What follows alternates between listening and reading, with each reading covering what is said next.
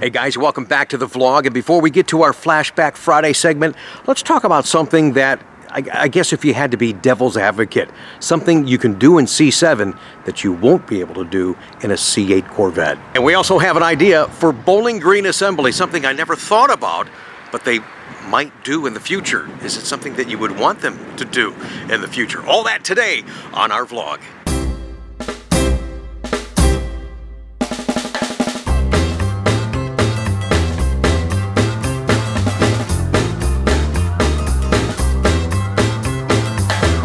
That was a 63 split right there. I don't know if he's gonna stop, but I'd love to get a little closer look at that. Okay, he's still here, hang on.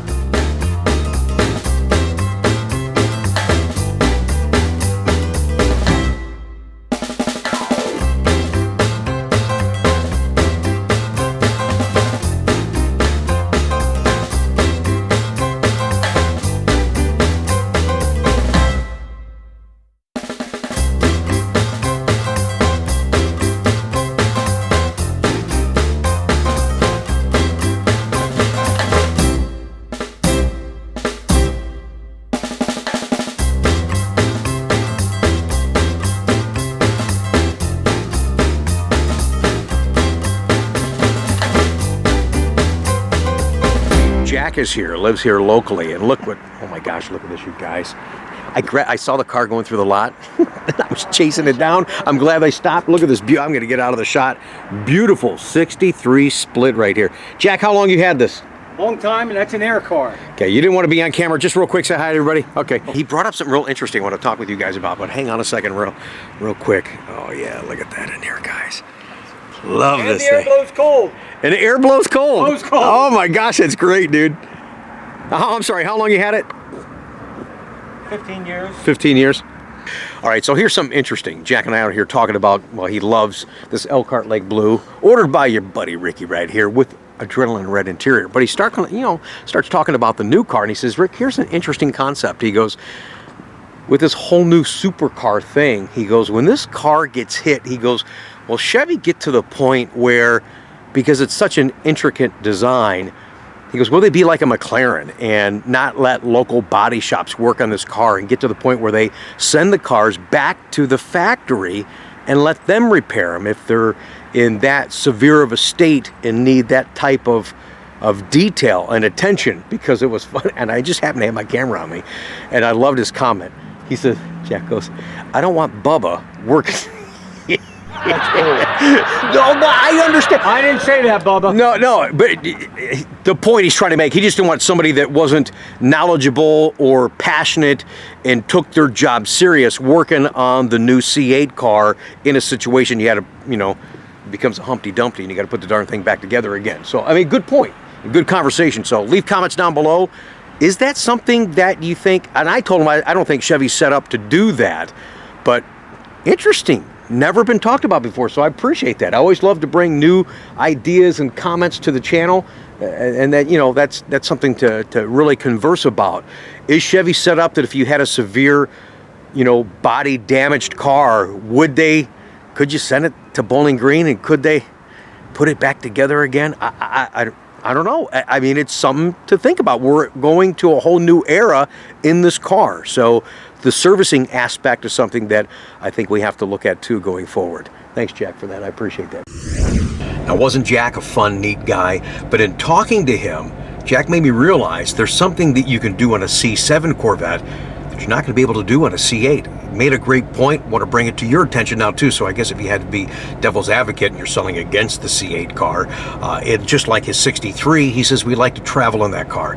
But he's looking at a newer Corvette, and he says, when I travel, we take the dogs with us. He goes, I can reach back here, and I can access a cooler, whatever else you need to get back there is right there, the accessible space. Although you're gonna have similar cargo total space in a C8 Corvette compared to the car we're sitting in now, it's not as accessible from inside the car. So reaching back here, getting your cooler on your long trips, having the dogs back there laying on a little mat or something like that, that's something to definitely consider, and definitely, like I've said before, it's not like that the C7, the 2019 Corvette, is distressed merchandise. It still has its place in Corvette history, in the marketplace, and still presents a fantastic value for you guys. So Jack, thanks again for stopping by, giving us just a nice visit, but some additional content here for the channel. Well, that's something to think about. The accessibility of accessing your rear cargo area in C7 Corvette versus C8. Got that pillow back there that you need? Yep. There she is in your C7 Corvette. Interesting conversation today, absolutely. All right, but let's get into our Flashback Friday segment. It gives me an opportunity to share clips that I may or may not have uploaded. Maybe it's something that you had forgotten about. And here's the thing about today's clip. Many times over on this channel, we've shared the first ever Corvette purchases for so many people. And to me, besides just being very significant, very special, I think it's freaking cool. So we're going to continue that theme today, taking you back a couple of years.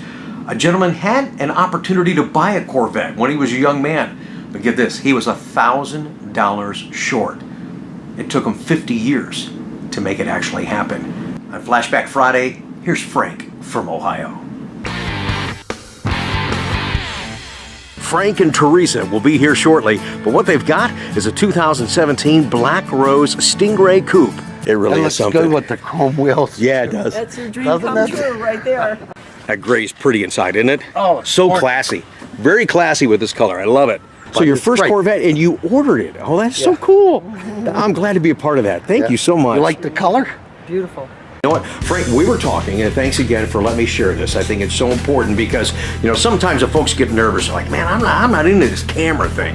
It's not a problem, but you know what? The vlog is about you guys and the lifestyle, so thank you again. So Frank comes back. Your first, I guess your first shot or first desire to get Corvette was when you came back from Vietnam. Yes. And you were going to get a Corvette, but it didn't happen. It didn't happen. What happened? I wound up buying a Chevelle in 1968. My dad says, why don't you buy that car over there? It was a little red Corvette convertible. I says, man, it was like $4,200 and my Chevelle was $3,200. I says, I can't afford this car. Oh my gosh. And so I wound up buying the Chevelle, which was okay. So it's been a long time to get to today. For your first ever new Corvette. Oh, yeah. 50 years later. Yeah, that's great. What division of service were you in? The Army. The Army. Yeah, I was in the Army for 2 years. Well, thank you for that, Yeah. man. Congratulations on the Corvette. Thank you. Now he's ready to go. He's done with the OnStar. Hey, thanks for sharing your journey and your experience to your very first new Corvette with everybody, man. Thank you very much. Congratulations, Thanks. congratulations. Thank you. Nice to meet you guys.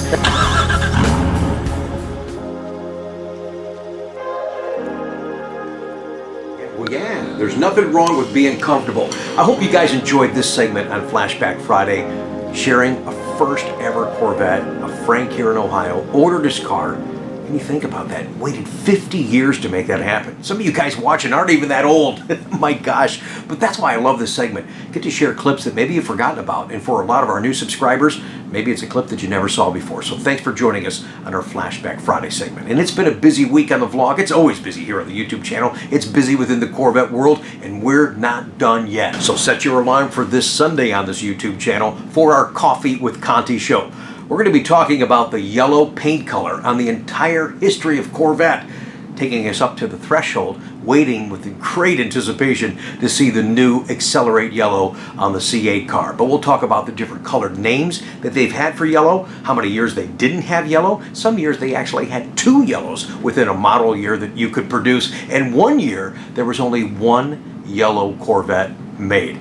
We're going to talk about that, and then of course we're going to share your yellow Corvettes that you guys either had or have right now as we close out that special vlog this Sunday, all about the history of the yellow Corvette. Yeah, buddy. Thanks for watching, you guys.